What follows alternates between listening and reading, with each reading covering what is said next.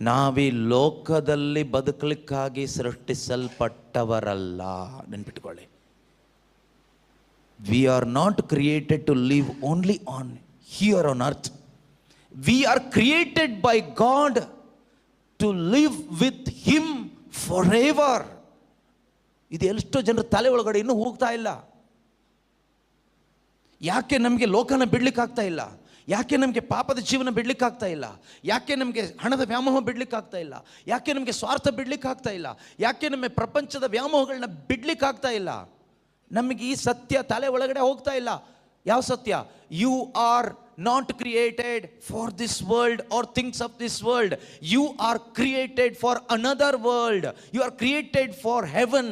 You are created for God. You are created for eternal life. ನಿತ್ಯ ಜೀವಕ್ಕೋಸ್ಕರ, ಅಮರ ಜೀವಕ್ಕೋಸ್ಕರ ದೇವರು ನಿನ್ನನ್ನು ಸೃಷ್ಟಿ ಮಾಡಿದ್ದು.